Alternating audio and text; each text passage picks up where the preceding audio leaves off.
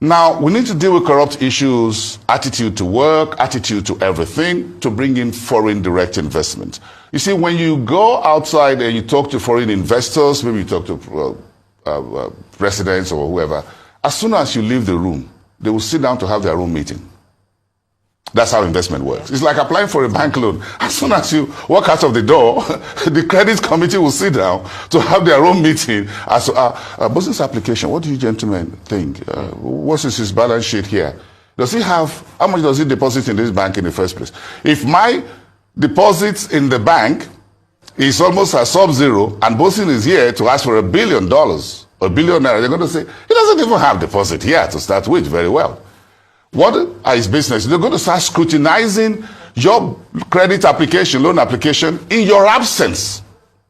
So as soon as Mr. President leaves with his entourage, those countries will sit down with their presidents and the private sector to review Nigeria in our absence. So what they think about us, the assessments in our absence is what matters, not what goes on television. So the decision is not made through those handshakes. Decisions are made after those handshakes to say what is the reality, what are the realities on ground in Nigeria. Mr. President of that country, his minister, they've spoken, we've heard them. Now what do you decide? It's like looking for a wife. Now you guys are bachelors, whatever. The first thing is that you come, you bring palm wine or whatever. I'm not going there. I just okay, I'll take that back. But again, the decision is made to either give you the girl or not after the suitor's family had left. What do you think? Discussing marriage. Economic issues. You know the in-house. Because budget has to be involved in planning marriage as well. The bachelors in-house.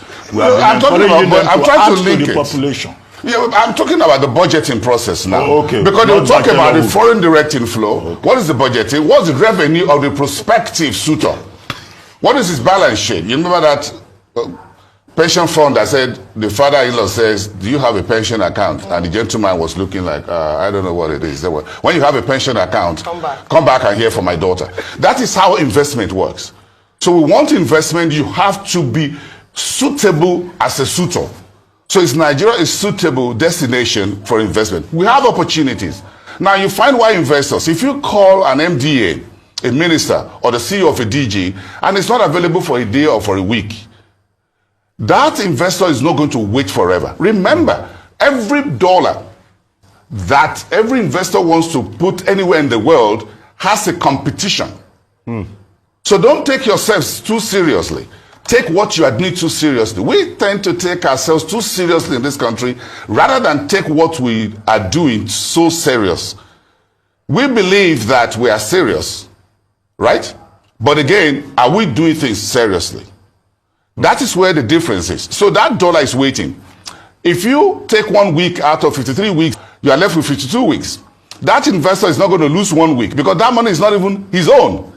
Maybe it's a pension fund from Chicago, from wherever, and they are waiting for returns on their own investment. So every dollar we are asking for, either from India, from China, from everywhere, is competing with another dollar from another country, from another region in the world. Listen, because you said a lot. And the truth is, it now makes sense why photo ops in Saudi, deals announced months after. That's a reception. Photo ops with Olaf Scholz, deals announced. So, I want Nigeria to succeed.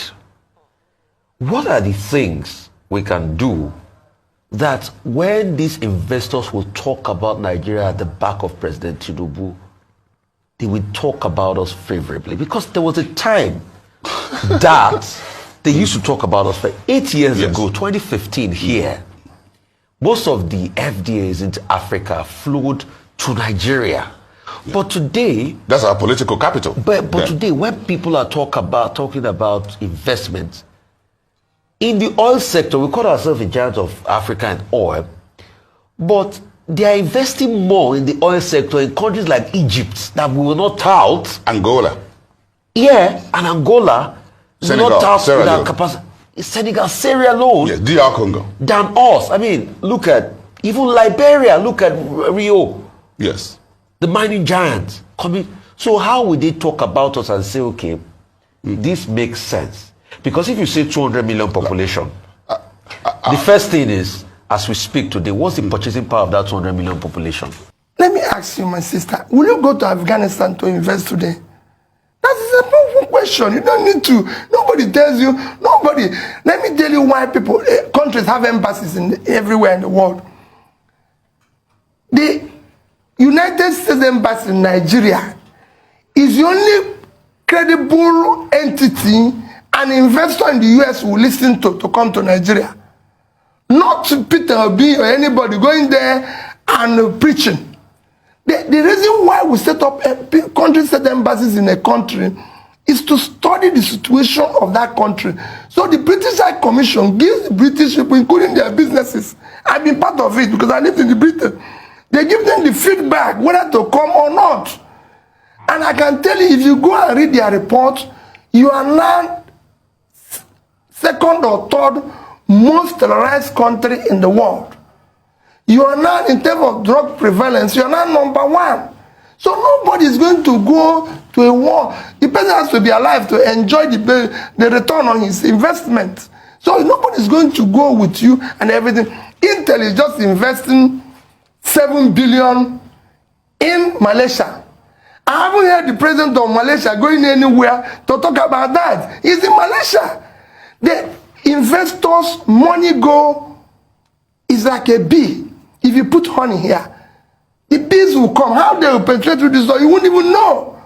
You need to put things in order.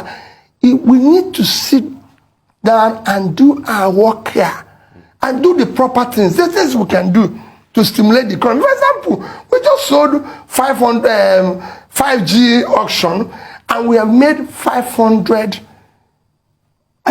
million. Let that money be properly invested today in creating maybe a tech innovation or, supporting STEM courses that will help to grow the country in the future. We have a pool of young, energetic, talented young men.